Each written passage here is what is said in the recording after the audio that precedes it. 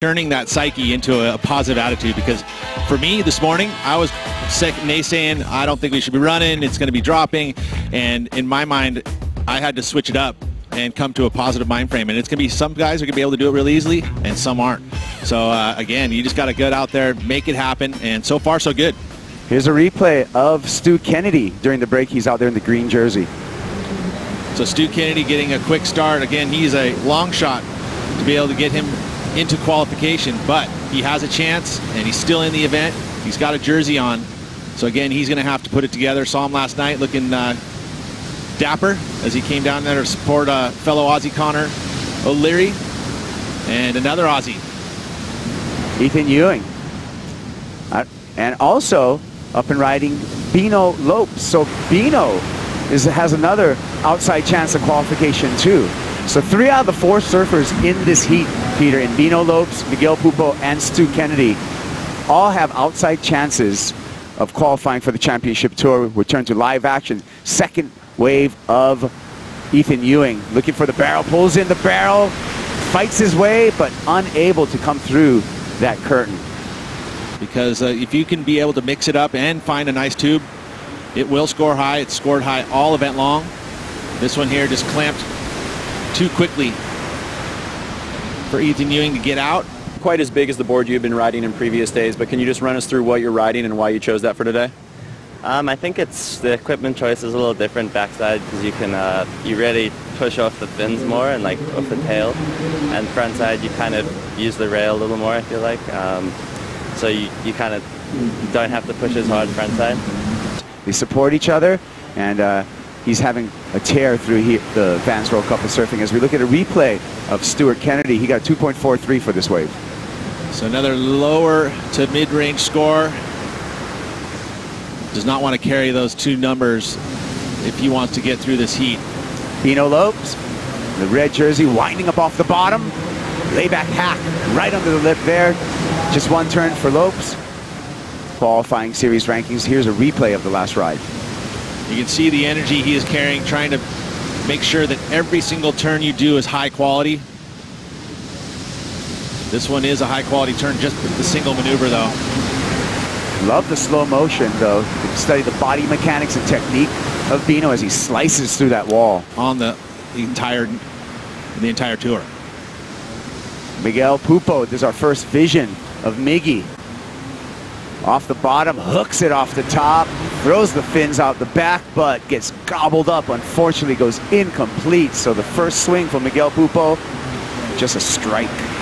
But he has to get first or second or third or fourth. The final, actually, he could surpass the points accumulated by Singh and Lau, who are sitting right now in that top 10. Well, yeah, he wants to get the work done before Pipeline, though. Bino Lopes. Another swooping carve, up in the lip, aggression, gets the board back under his feet, snap the finger, and rightfully so. That's going to be a straight good score. At the judge's house. Beautiful first turn, even. The fact that he had to, pretty much he couldn't really complete that first maneuver as strong as he would have liked to, because he knew that that closeout section was coming, but he did well to mid-face bottom turn. We saw that earlier in heat number 1. From Kyle Abelli, similar style maneuvers, and scored pretty well. Calling this a 2-for-1 special. Yeah, it's hard to do. I mean, you're carrying all that speed to engage those fins and sink that rail with that much speed mid-face, because the transition of the wall is super steep. You know, you want to get out to the bottom of the wave to really get a true bottom turn. The combination of 2 top rides. Stu Kennedy off the bottom. Nice hook off the top. Off the bottom again. Nice transition right through the floaty section there. Cuts back into the whitewater. Good flow for Stu Kennedy.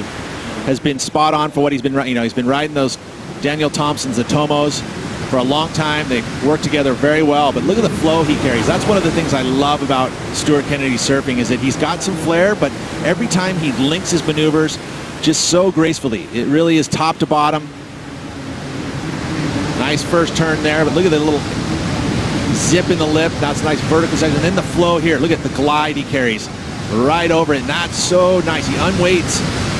And then the transition. Shrimp truck, whatever you need to do. Pay the bills and live the dream. Here we go. Bino, heat leader. Nice opening carve. Keeps it on rail like second time. Looking to better his 3.57. Did he do it, Peter? He looks just like he's enjoying this time. That's what you have to do. Take a look at this one again, and you know what? I would say, yeah, he's going to improve. I mean, just the 2 carves, but it was a clean wave. Sometimes it's just so easy to catch waves. And then sometimes it's so hard. Steep takeoff equals a barrel for Stu Kennedy. Can he muscle his way out of there and just gets door shut on him? Right behind him, Miguel Pupo on his only 2nd wave of this heat. Looking down the line. Has to bail out the back. He's going to have to keep on swinging and keep on trying, but his time is just ticking down. Heat leader Bino Lopes up, out, wants to keep his position out in the takeoff zone. Noticing that wave did not offer any opportunity. We're down to 9 minutes, Peter, and what does? You know, before, let's take a look at it here. Again, late drop, made the decision late, which actually set him up perfectly for this. And right there, low road, he probably could have gotten out, but he actually pumped right up into that top section where it shut down on him. So he utilizes that position over red. And he's in here, has that little low road. He could have gone down and stayed up in it, which again, I mean, the reward there is you get an extra full section. I love the slow motion visions that we're getting throughout. But right there, see the door? That's the, we call it a doggy door because it actually looks like a doggy door that you would have. It's a smaller door within a door. Yeah, and you know, that one was there. That was a pretty accentuated doggy door. Yeah. You know, you have to have a lot of things go your way when you're sitting at 6 minutes to turn 2 waves. Ethan Ewing, nice carve back into the whitewater, loads up, throws the tail there for a closing maneuver. A little spicy there for Ewing. He's going to get rid of his low of a 2.17.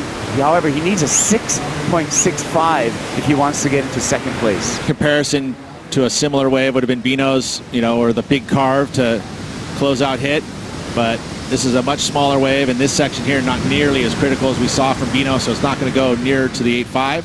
But good surfing again, nice clean rails, and then the flare getting that tail above the lip, showing off those fins out the back. It's going to be probably his best wave. Got to happen now. Here we go, Pete. Well, Bino has the best wave and that best section, and he went for it, and he got rewarded in 8.5. He's got the backup, and he sits out that #1 position. Right behind him, though, this man, Stuart Kennedy, as he worked his way into a 7.07 with some beautiful flow, putting that epoxy surfboard right in the right places. He's been riding that material, and it works very well for him. Bino's backup, a 4.27. He's coupled that with the 8.5, which has him at 12.77 for a 2-wave total. And so far, that's enough to be out front. Yeah, it absolutely does. It goes down to the next surfer on the qualifying series in the rankings, on the New Era rankings. Ethan Ewing.